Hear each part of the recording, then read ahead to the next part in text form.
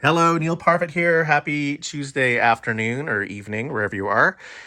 I was just sitting here and just thinking about various topics, and kind of dawned on me looking at a bunch of comments and internet chatter that people are very spec hungry in their conversations. Like, that's the only metric when it comes to computers. It just has to be the top spec, blah, blah, blah.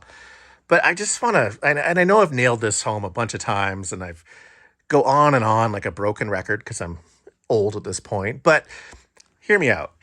So when I'm working, this is my workstation area right here. This is basically my mission command. I'm thinking about this. I'm thinking about that. I'm thinking about that. And this is the whole of where I do all my stuff. And these screens are what suck my life force day after day, hour after hour. And when I'm working in all these different applications, I'm never sitting there while working going, man, if I had PCI Express version blah, blah, blah, my throughput would be blah, blah, blah. Did you know that my CPU with this many threads could do this versus this computer with this many threads and blah, blah, blah, megahertz, Google Hertz, whatever? Like, no one's ever thinking like that when they're at work. If your computer is faster than the task that needs to be done, your computer is invisible. And as a professional, I strive to maintain computer systems that can eat more than I throw at it, if that makes any sense.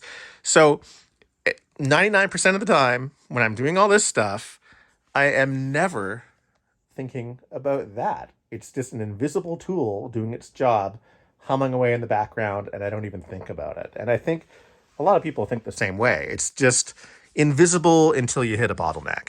And that's what you have to strive to do, no matter what industry you're in.